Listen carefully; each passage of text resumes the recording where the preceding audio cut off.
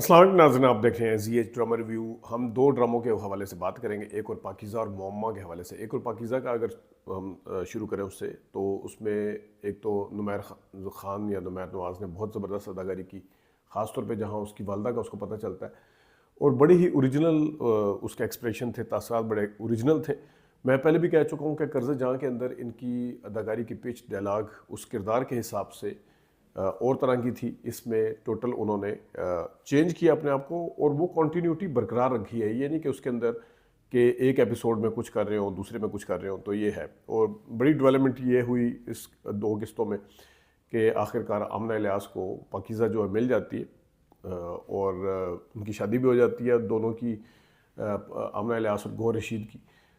इस ये डेवलपमेंट थी और सबसे बड़ी बात यह है कि वो दोबारा अपनी माँ के घर आती है और वहाँ पे जो डायलॉग हैं वो बड़े ज़बरदस्त हैं।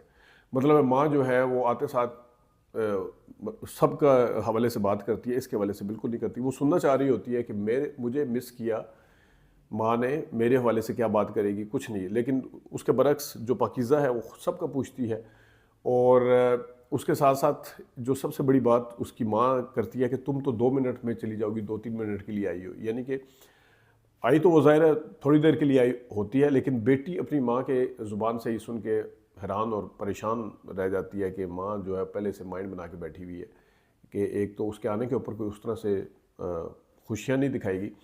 फिर उसके बाद नूरुल हसन का के साथ जो सीन था बाप का के साथ, वो खासतौर पे बूट वाला, पहले वो कमरे में जाने वाला, फिर वो शूज़ उसके तस्मे बंद करती है, वो बहुत ही ज़बरदस्त था। और फिर डायलॉग जो हमारी सोसाइटी और हमारी उसके जो डबल स्टैंडर्ड्स हैं उसके हवाले से, ख़ास तौर पे वो भाई जो कि जिसने अपनी बहन को दोबारा देखना भी मुनासिब नहीं समझा, जो नफ़रत करता है अकबर जो है, लेकिन उसके हवाले से उसकी माँ बात कर रही है कि लड़की बड़ी अच्छी है जो अकबर को पसंद करती है, या अकबर जिसको पसंद करता है, पतलून पहनती है, शर्ट पहनती है। मतलब है अब ये एक डबल स्टैंडर्ड है कि बेटी के लिए उन्होंने स्टैंडर्ड और किस्म के रखे हुए, जबकि उसके लिए उतरेंगे। और फिर इसमें मैं अक्सर कहता हूँ कि जहाँ पे वो बैकग्राउंड ओएसटी चलता है,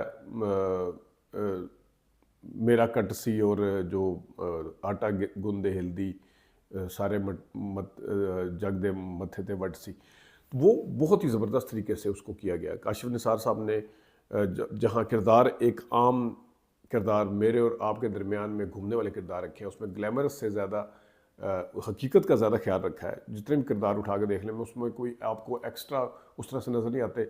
जहाँ घर एक आम सी उसमें शूट हुआ हुआ अंदरून इंटीरियर लाहौर के अंदर, तो इसके अंदर आपको यकीनी तौर पर एक पीटीवी के जो ड्रामे थे वो भी नज़र आते हैं। उसकी डायरेक्शन के पॉइंट ऑफ व्यू से भी देखा जाए और स्टोरी के पॉइंट ऑफ व्यू से भी देखा जाए, जहाँ जहाँ इस्तारा के तौर पर सिंबॉलिकली इस्तेमाल किए गए हैं चीज़ें और वहाँ टॉन्ट किए गए हैं, डायलॉग का बड़ा ख़ास ख्याल रखा गया है हर जगह। और डायरेक्शन मैंने जिस तरह बताया कि बहुत ही ज़बरदस्त। अब आगे देखते हैं कि इसका केस किस तरह लड़ा जाता है और किस तरीके से ये कहानी आगे बढ़ती है। और ख़ास तौर पे जो सबकी नज़रें हैं वो गौहर पे है, ज़ुबैर पे है कि ज़ुबैर का जो किरदार होगा वो किस किस्म का होगा। इसमें एपिसोड में शादी वाले दिन ही जो उसकी अमन इलियास की माँ बनी है वो कहती है कि फ़लाँ लड़का आज बड़ा जेलस हो रहा है, तेरे से प्यार करता था, या वो बड़ा उदास हुआ हुआ है। तो वो भी उसकी ऑब्जर्वेशंस आप ज़रा चेक करें। और उसके साथ साथ फिर कहती है कि आज तो नहा धो के ये भी अच्छा लग रहा है ज़ुबैर। मतलब वो ज़ुबैर के ऊपर तो कन्विंस ही नहीं थी ना कि ये शादी करे। तो बहुत ही ज़बरदस्त तरीके से कहानी को लेके जाया जा रहा है आगे। सहर खान बहुत अच्छी अदाकारी करी, नूरुल हसन, नादिया अफ़गन जो है वो, और दोनों भाई ज़ुबैर, फिर आमना इलियास।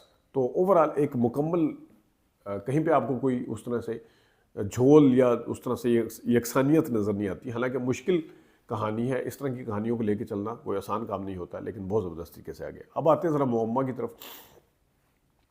मोअम्मा में जो दो किस्तें थी, सर फहरिस्त अगेन सबा कमर की अदाकारी। सबा कमर जो हैं वो अपनी अदाकारी के अंदर अगेन, मैंने पहले भी बताया था कि गुस्से की अदाकारी में वो उनकी कॉन्टीन्यूटी ज़बरदस्त है। फिर जहाँ रिलैक्स होती हैं वो वहाँ पे उनके किरदार के अंदर मुख्तलिफ शेड्स दिखाए हैं। एक तरफ वो बड़ी काइंड भी है, दूसरी तरफ वो सख्त है, दूसरी तरफ एक तरफ वो आपको उसके अंदर एक नेगेटिव वाइब्स आती हैं, दूसरी तरफ आपको पॉजिटिव वाइब्स आती हैं। तो ये बहुत ही ज़बरदस्त है। और उस्मान मुख्तार आखिरी वाली जो कल वाली एपिसोड थी उसमें ज़रा ज़्यादा आए। एक उसमें मुझे थोड़ा सा समझ नहीं आया कि अगर कोई मुझे समझा दे, राइटर समझा दे या डायरेक्टर समझा दे, कि जिस वक्त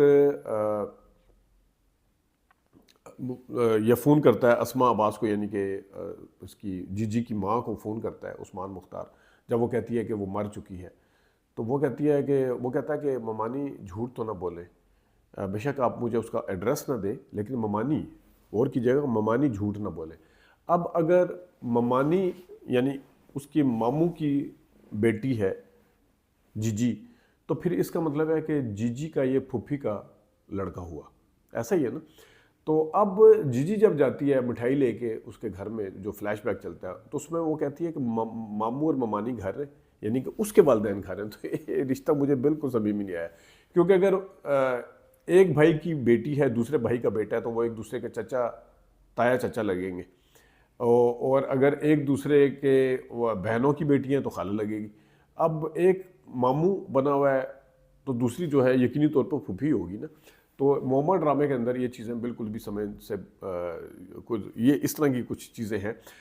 ओवरऑल मोहम्मद ड्रामा के अंदर आपको तगड़े करैक्टर नज़र आ रहे हैं। आशिक का करैक्टर हो, वो जो आशिक की बीवी बनी हुई है उसका करैक्टर हो, अनुषा जो है अब्बासी, अनुषा अब्बासी जो बहुत ज़बरदस्त अदाकारी कर रही हैं, फिर उसका जो खामद है अली अंसारी, उसने भी बहुत ज़बरदस्त किया है। अनुषा की उसमें भी कॉन्टीन्यूटी है, एक अपने आप को किरदार के अंदर ढाला हुआ है बिल्कुल।